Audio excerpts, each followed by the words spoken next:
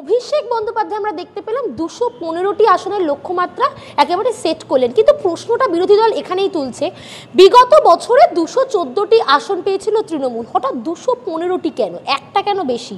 BJP গিয়ে তাহলে হারাতে চাইছে না তৃণমূল? বারংবার এই প্রশ্ন উঠেছে। এবং আরও একটি প্রশ্ন তুলছে বিরোধী দল, তাহলে কি আইএসএফ এর যে আসনটি রয়েছে সেই দিকেই তৃণমূলের চোখ বেশি বিজেপির আসনগুলির তুলনায়? না দেখো, প্রথমত হচ্ছে এই রাজ্যে দাঙ্গা করলে তাদের জেল হয় না, কিন্তু একমাত্র বিধায়ক নওশাদ সিদ্দিকী 42 দিনের জেল হয় এই রাজ্যে, এটা প্রচলিত ধারা। আর দেখুন 215 হতে পারে, তৃণমূল বিজেপি মিলিয়ে মিশে তো 215টা হয়ে যেতেই পারে। তার কারণ অভিষেক বন্দ্যোপাধ্যায় বিজেপিতে যাবেন না, একথা তো আমরা বলতাম যে উনি বিজেপিতে যাবেন, উনি আজকে নিজের মুখে বলছেন, তার মানে ওনার ঘরের ভেতরে আলোচনা চলছে, উনি নতুন দল করতে পারেন, এটা ওনার ঘরের ভেতর আলোচনা করছে। আমাদের নেতারা মিটিং মিছিলে বলতেন, লড়াইয়ের বার্তা দিতেন, আর তৃণমূলের এমনই দুর্ভাগা কপাল যে তাদের নেতারা মঞ্চে দাঁড়িয়ে বলছে যে আমি বিজেপিতে যাব না, 10 মিনিট ধরে বলছেন যে আমি চোর নই। মানে চুরি আর বিজেপি এই তো তৃণমূলের দুটো ফুল, জোড়া ফুল। প্র্যাকটিক্যালি অভিষেক বন্দ্যোপাধ্যায় আজকে যে কথা বলছেন, 19 থেকে 21 শুভেন্দু অধিকারীকে একই কথা বলতে হতো যে আমার গলা কেটে দিলেও আমি তৃণমূল ছেড়ে যাব না। তারপরে তো শুভেন্দু অধিকারী এখন এই রাজ্যে বিজেপির দলনেতা। তৃণমূল কংগ্রেসের অভিষেক বন্দ্যোপাধ্যায় আজকে কথা বলছেন, গলা কেটে গেলেও তৃণমূলে বিজেপিতে যাব না। 2 বছর পর দেখা যাবে অভিষেক বন্দ্যোপাধ্যায় ইডি সিবিআইয়ের হাত থেকে বাঁচতে বিজেপিতে নাম লিখিয়েছেন। এরা নিজেদের স্বার্থ, পারিবারিক স্বার্থ, দুর্নীতি লুটের সাম্রাজ্য বাঁচাতে যে কোনো সময় জামা পাল্টাতে পারে। গরিব মানুষের জামা কেনার খরচ নেই, আর এরা রং পাল্টে জামা পাল্টে গরিব মানুষের ভাতের লড়াই, গরিব মানুষের বেঁচে থাকার লড়াই, গরিব মানুষের জামা কাপড়ের লড়াই, গরিব মানুষের হকের লড়াই, সেই লড়াইকে এরা দুর্বল করছে। এরা রাজনীতিতে ব্যবসায়ী, এরা কেডি কয়লা ব্যবসায়ী কেডি সিংকে রাজ্যসভায় পাঠিয়েছিল, এরা এই বাংলার মাটিতে দাঁড়িয়ে অবাঙালিদের ডেকে এনেছে, এরাই তো এমপি করেছে কীর্তি আজাদকে, এরাই তো এমপি করেছে গুজরাটের ইউসুফ পাঠানকে, এরাই তো কেরালাতে গিয়ে আমাদের বিরুদ্ধে ষড়যন্ত্র করছে বিজেপিকে আনার জন্য, এরাই তো গোয়া, মণিপুর, ত্রিপুরাতে গিয়ে বিজেপির হাত শক্ত করেছে। তৃণমূল কংগ্রেস মানে এদের মধ্যে লুকিয়ে থাকা আরএসএসের এখানে দুটো চোখ, একটা দিদি আর একটা মোদি। এখানে আরএসএসের দুটো ফুল, একটা জোড়া ফুল আর একটা পদ্ম ফুল। নেতাজি ইন্ডোর স্টেডিয়াম থেকে মমতা বন্দ্যোপাধ্যায় একাধিক বক্তব্য রেখেছেন, তার মধ্যে অন্যতম একটি বিস্ফোরক বক্তব্য তিনি রাখলেন, বিজেপি হলো গেরুয়া কমরেড, বাইরে থেকে হলুদ, ভেতর থেকে লাল। কেন কেন এরকম কথা বললেন, কিভাবে দেখছেন? দেখুন, মমতা বন্দ্যোপাধ্যায় মাননীয় মুখ্যমন্ত্রী যখন এই কথা বলছেন, তখন ওই মঞ্চে কারা ঢুকতে পারবেন, ওই হলে কারা ঢুকবেন, সেটা ঠিক করছেন যিনি, তিনি আজ থেকে 2 বছর আগেও বিজেপির হয়ে প্রেস কনফারেন্স করতেন, তার নাম জয়প্রকাশ মজুমদার। মমতা বন্দ্যোপাধ্যায় যখন এই কথা বলছেন, তখন মঞ্চে বসে রয়েছেন আসানসোলের দাঙ্গাতে অভিযুক্ত নেতা বিজেপির মন্ত্রী ছিলেন, এখন মমতার মন্ত্রিসভায় রয়েছেন বাবুল সুপ্রিয়। মমতা বন্দ্যোপাধ্যায় যখন এই কথা বলছেন, তখন যে কমিটি তৈরি করেছেন, সেই কমিটিতে আলিপুরদুয়ারের বিজেপির প্রতীকের যেতে এমএলএ তৃণমূলের কোর কমিটির মেম্বার হয়েছেন। মমতা বন্দ্যোপাধ্যায় যখন এই কথা বলছেন, তখন রাজীব বন্দ্যোপাধ্যায় ওই মঞ্চের আশেপাশে ঘোরাঘুরি করছেন, যিনি আজ থেকে 2 বছর 3 বছর আগেও বিজেপির হয়ে বিধানসভা নির্বাচন লড়েছেন। দেখুন, একদিকে বলছেন গেরুয়া কমরেড, অথচ মমতা বন্দ্যোপাধ্যায় মিটিং শেষ করে ভবানীপুরের 8 জন কাউন্সিলরকে নিয়ে মিটিং করছেন। কারণ কি? কারণ ভবানীপুর বিধানসভায় 8টা ওয়ার্ডের মধ্যে 5টা ওয়ার্ডে লোকসভায় বিজেপি লিড নিয়েছে এবং 3টে ওয়ার্ডে তৃণমূল জিতেছে। তার মানে যে 8টা কাউন্সিলরের 5 জন কাউন্সিলর এমন যারা নিজেদের ওয়ার্ডে লোকসভায় বিজেপিকে ভোট করায়, বিধানসভায় মমতা বন্দ্যোপাধ্যায়কে ভোট করায়। আইপ্যাকের সঙ্গে থাকতে বলেছেন। এই আইপ্যাক কোন আইপ্যাক?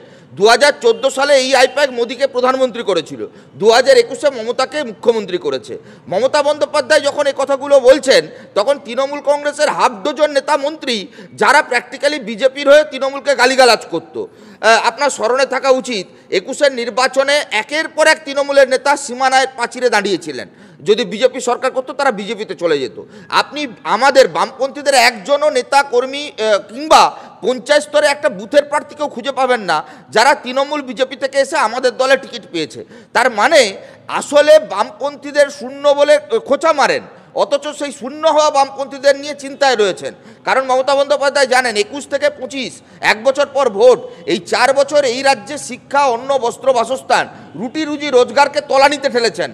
কোনো পারফরমেন্স দেননি, শুধুমাত্র লক্ষ্মীর ভাণ্ডার, কন্যাশ্রী, বিজ্ঞাপন, হিন্দু মুসলমান, রাম মন্দির, জগন্নাথ মন্দির, বাবরি মসজিদ, রাম মন্দিরের হিন্দু মুসলমানের লড়াই, এর ওপর ভিত্তি করে ধর্মীয় বিভাজনের ওপর দাঁড়িয়ে এই রাজ্যে তিনি ক্ষমতায়, দিল্লিতে মোদি ক্ষমতায়।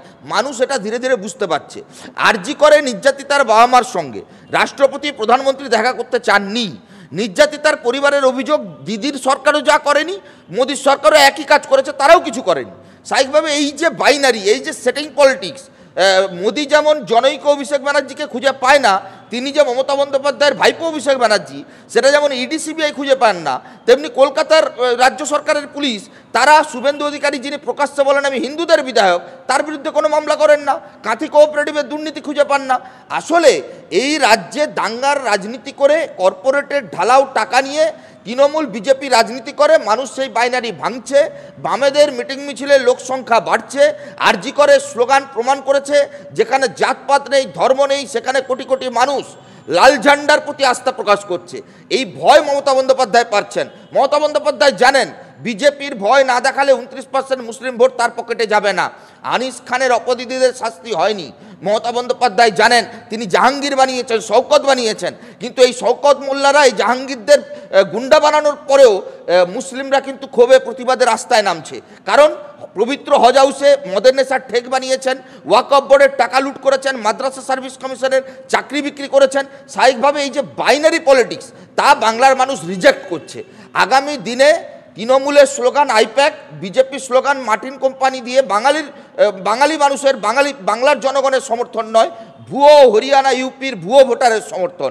আর আমাদের slogan free and fair election, আমাদের স্লোগান স্বচ্ছ স্কুল সার্ভিস কমিশন, স্বচ্ছ মাদ্রাসা সার্ভিস কমিশন। এই লড়াইয়ের মাঝখানে মমতা বন্দ্যোপাধ্যায় বাংলার মানুষকে বিভ্রান্ত করতে চাইছেন। কিন্তু এই শওকত মোল্লার নামে কিন্তু কোর কমিটির লিস্টে নেই, তাহলে কি আরাবুলের পরে এবারে বাদের খাতায় শওকত মোল্লা যেতে চলেছে সামনের ভোটে? না দেখুন, শওকত মোল্লাদের বোম মারতে কাজে লাগে, শওকত মোল্লাদের ভুয়ো ভোটার ধরবার কাজে লাগে না, শওকত মোল্লাদের বাস স্ট্যান্ড বানানোর কাজে লাগে না, স্কুল কলেজ বানানোর কাজে লাগে না। ভাঙড়, দক্ষিণ 24 পরগনা একটা মডেল চালাতে লাগে। ডায়মন্ড হারবার মডেল দেখলেন না, একটা বাচ্চা মেয়ে ধর্ষিতা হলো। ডায়মন্ড হারবার মডেলের এমপি একটা কোনো কথা বললেন? 7 লক্ষ ভোটে নাকি জিতেছেন, গর্ব করে বলছিলেন। 700 থেকে 750 বেশি বুথে বিরোধী শূন্য অবস্থা।